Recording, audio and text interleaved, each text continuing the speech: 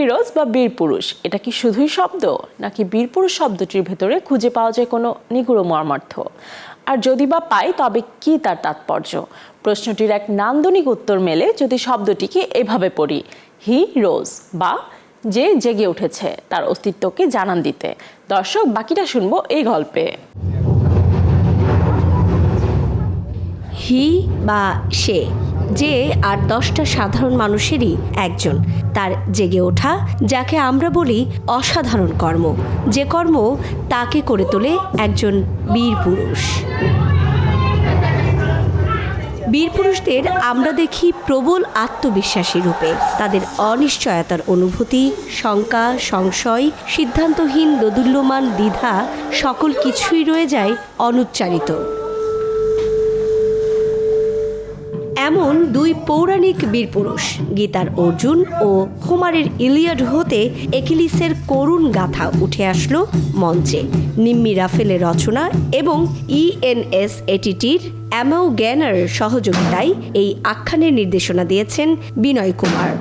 Ideas war is something that we may experience romantically for most of the culture, nation state.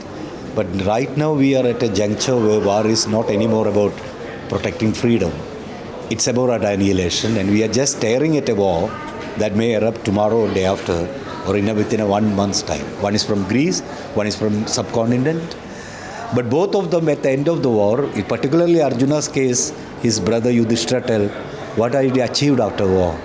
I just inherited a kingdom of widows and fatherless children. So this is an attempt to bring these two archetypal character that we venerate and masculine heroes we talk about.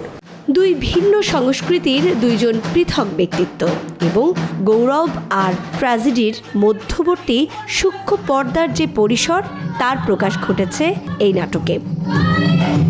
এখানে দেখানো হয়েছে যে আসলে যুদ্ধটা করে সে বীররা হয়তো যুদ্ধে যেতে যায়, কিন্তু আসলে মানবতার বিপর্যয় হয় এবং যুদ্ধে আসলে কেউ যেতে না। এটাই আমাদেরকে এই নাটকের ভেতর দিয়ে বোঝানোর চেষ্টা করা হয়েছে। আমি বলবো এটা একটা চমৎকার কোলাবোরেশন, এবং এই কোলাবোরেশনটি আমাদের দরকার। যত বেশি আর্টিস্টিক ডেভেলপমেন্টের জন্য, আমাদের ক্রিয়েটিভ ডেভেলপমেন্টের জন্য কোলাবোরেশনের কোনো বিকল্প নেই। অর্জুন এবং একিলিস, এই দুই আদর্শ চরিত্রকে সমান্তরাল দাঁড় করিয়ে এই নাটক বীরত্বের চিরাচরিত প্রথাবদ্ধ ধারণাকে প্রশ্ন ছুড়ে দেয়। শৌর্য আর শঙ্কার এই দোদুল্যমান দ্বন্দ্বে টেনে এনে দর্শককে ভাবতে বাধ্য করে, কোন জীবন বেছে নেবে তারা।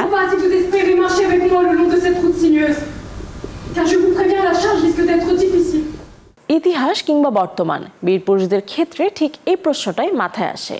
কোন জীবন বেছে নেবে তারা, এক মহাকাব্যিক নায়কের নাকি একজন সাধারণ মানুষের? দর্শক হিসেবে এমন প্রশ্ন কি আপনাদেরও মনে হয়? জানাবেন আমাদের।